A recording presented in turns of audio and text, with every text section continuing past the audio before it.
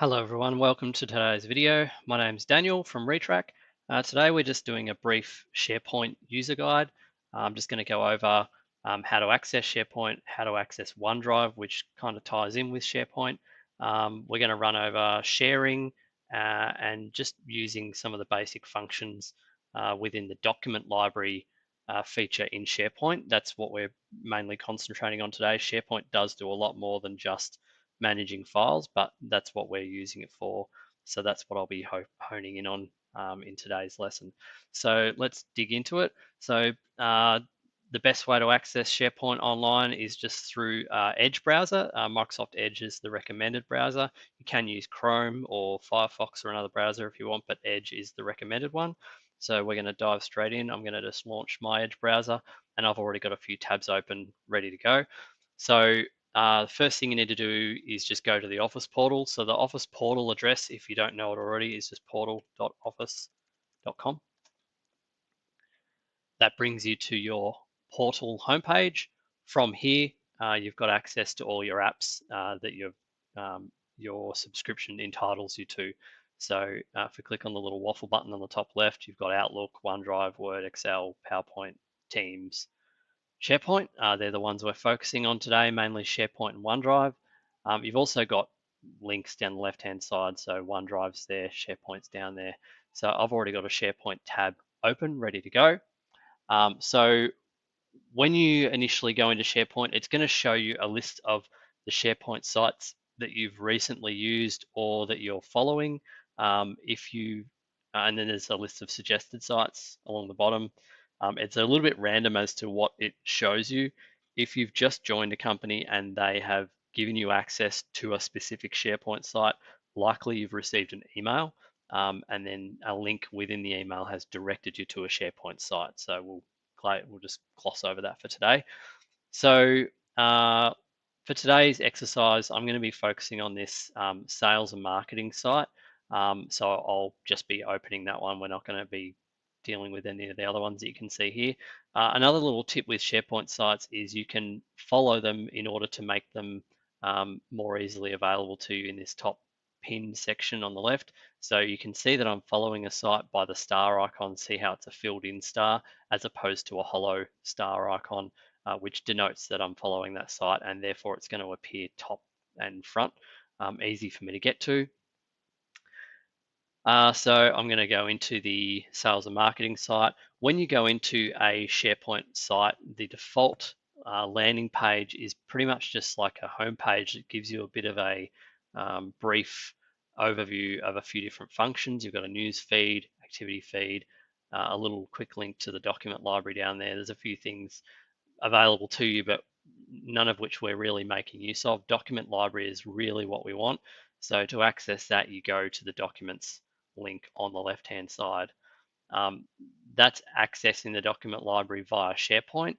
You can also do the same thing via OneDrive, and I'll show you that now. And then from here in, we will focus on browsing and using all the functions from the OneDrive site rather than SharePoint. It tends to be a little bit more simple and more robust. So once we've followed a site, which that should be following because I am following it. Once we've followed a site, if we go to OneDrive just by accessing it here, which I've already done, I've got a tab open over there. When you land in OneDrive, it has some shared libraries pinned on the left-hand side. You can see I've got sales and marketing pinned. By following a site in SharePoint, it automatically pins it in OneDrive. So you flick across to OneDrive, it'll be there waiting for you, easy to access. When you click on the site, it takes you to the document library and away you go. The document library, when you're viewing it online, both via OneDrive and via SharePoint, it's just a file structure. It's much the same as a traditional Windows file browser. It just looks a little bit different because it's inside a web browser, but it is the same thing ultimately.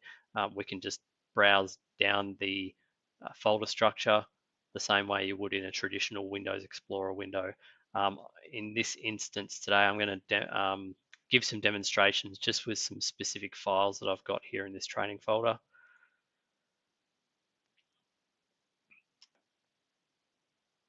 All right, so you can see when I was clicking through the folder structure, it's the same as clicking through a folder structure in a traditional Windows Explorer um, window.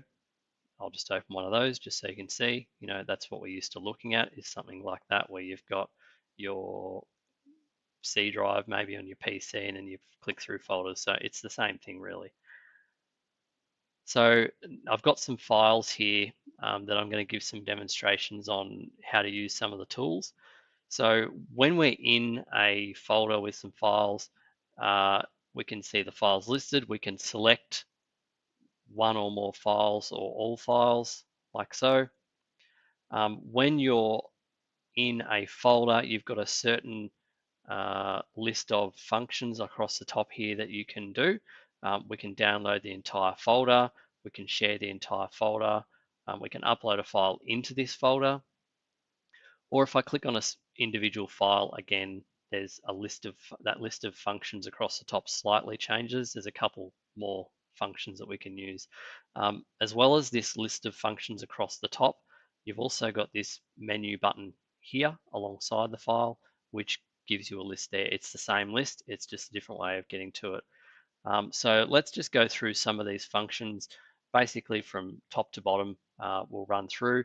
So firstly, you can open the file. You can open the file either online, and you can see here when I click on it, it says open in PowerPoint Online, or open in the PowerPoint desktop app if you've got it. So if it was a Word file, again, it would say open in Word Online or open in Word.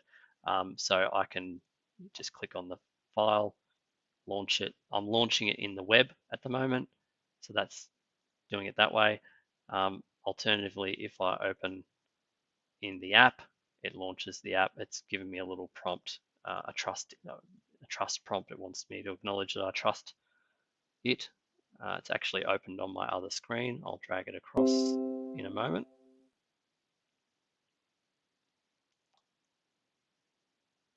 There we go. It's opened up in the app.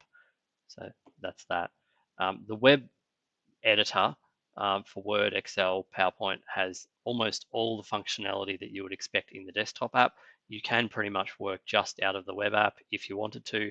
There's some very high level functions such as nested formulas and stuff in Excel spreadsheets, things like that, that are very complicated that don't quite work in the web version yet. And in those cases, that's when you'd want to open in the app. So that's opening the file, preview, much the same. It just opens a tab and previews the file. Sharing, yeah, we can do that now.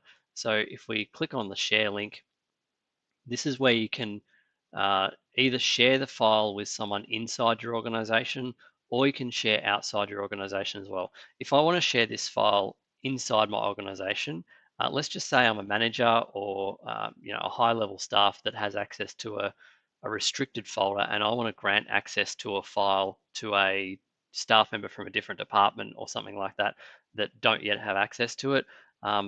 Because it's an internal person, I can start typing their name and it's going to come up in my address list, and I can choose that person, and I can specify the level of access they've got to the file by clicking on this area up here. It'll tell me, I want to allow editing at the moment, or I can click on it, click off of it so that it only allows read only. And you can also make it so that it blocks their ability to download, so that they either have to view it online only, or if you want to allow the download, they can download the file and edit. Or once they download it, actually, it'll still be protected. They won't be able to edit it. They have to have that editing access allowed. So we'll go apply. I'm just going to cancel that one. So that's sharing internally. You can also copy a link. So if you were chatting to the person in Teams or yeah, emailing them or something like that, you can give a link.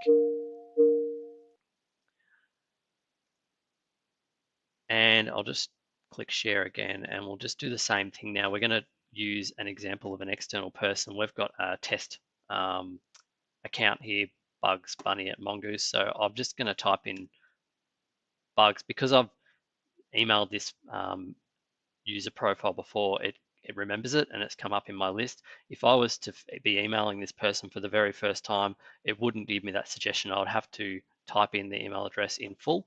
So just a tip, So we're going to address it to this person.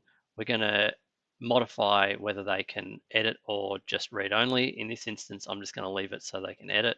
I want them to be able to collaborate with me. We can add a message in here, so we can say, "Hi Bugs, how are you?" or whatever. Um, Again, we can copy link and send it a different way if we wanted to. When you just simply click on send, this sends that person an email with an invite to access the file. I've already sent one, so I'm just going to cancel that for the moment, and I'll just bring up, I've got an in private browser session running where I'm actually logged in as this Bugs Bunny user, and I've previously shared a this actual same file, and when this person goes in, they click open and it launches the file. The very first time they go to access the file, when they click on open, it brings up a prompt on the screen and it asks that person to validate their identity. It typically will ask them to enter a code to validate. What they'll need to do is they'll press a button, it'll send an email back to their email address. So again, it just double checks that that email address for the intended recipient is correct. This is what the email looks like. It has a code, they'll copy the code out, they'll go back to that prompt where they're being asked to validate their identity, they'll put the code in, hit next, and then it opens the file up. So I'll just demonstrate that.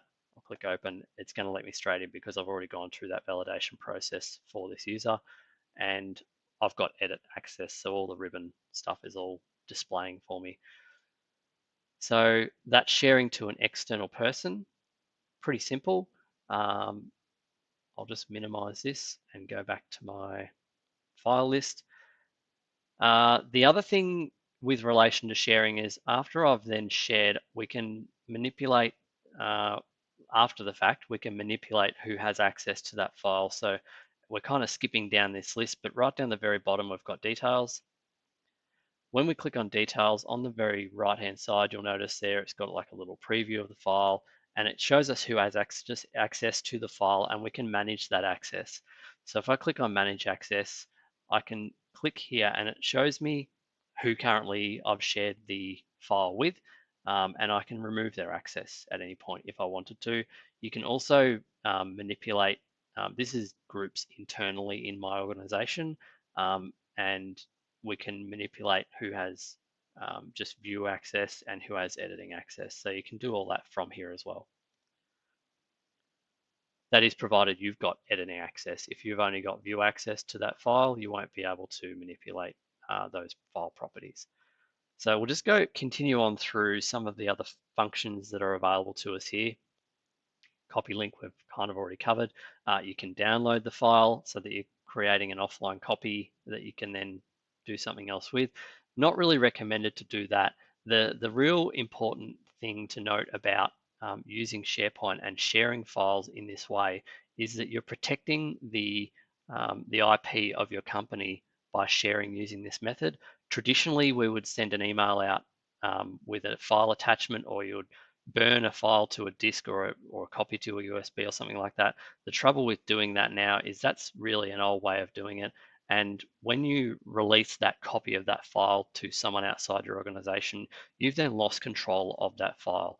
Using SharePoint and just giving access to the file so that users can come in and edit it in place within your SharePoint document library means that you keep and you're holding the file, you're keeping ownership of it and keeping control of that file. You can deny access at any time, and it really helps with compliance with legislation and privacy and all that sort of stuff at the moment. So really this is the modern way to do it and the way that we would encourage, and we would discourage downloading and making copies of files. Of course, you can delete. We can move the file or copy the file. I'll give a demonstration of copying. So when I click on copy to, it gives me a view on the right-hand side of the screen where I can have a few options. So I can save a copy of the file within the current library. That's referring to the sales and marketing documents area that we started in. I can save it into my own personal OneDrive, or I can move it to another SharePoint document library somewhere else within the organization. For this instance or for this demonstration, I'm just going to make a copy in my own OneDrive just so you can see how it works. So I've clicked on my OneDrive. This is my folder structure within my OneDrive, and I can then just go into whichever folder I want to put it and save it in here. So I'm going to cancel for that for now. That's, you can see how it works. So I'll go back again and bring down this menu. So that's moving or copying. They're both the same. Once you do select to make the move or make the copy, once you've actioned it, normally a little status pops up in the top right hand side saying that the file's being copied just for a few seconds, and then it verifies that the copy is complete or the move is complete. So it just gives you some transparency as to if the action has finished, which is very nice. We can rename the file. We're not going to worry about flow for today. Version history is very handy. We'll click on that.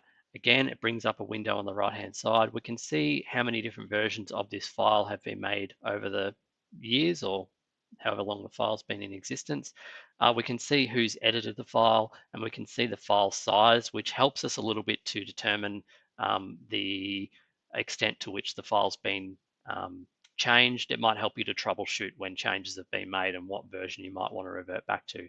You can pick a version and you can open and view it, or you can restore back to that version. So super handy. Cancel out of that. Last but not least is the file details. We briefly touched on that before, where you can see who has access to the file, recent activity in the file, and just a preview of the file. So that is pretty much sums it up.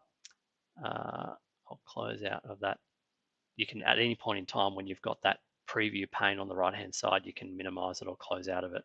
So that covers off SharePoint and OneDrive, just a basic introduction to it. If you have any other queries or any problems that you want to discuss with Retrack, absolutely feel free to get in touch with us. The best way to get in touch is via our service desk, and that's email at support@retrack.com.au, or phone us on 1300 191300 and use option 1 to speak to the tech line. Anytime you want, reach out to us between 8 a.m. and 6 p.m. Weekdays. We also are available after hours, but at an extra cost. So thanks for listening, and hope you enjoy your day.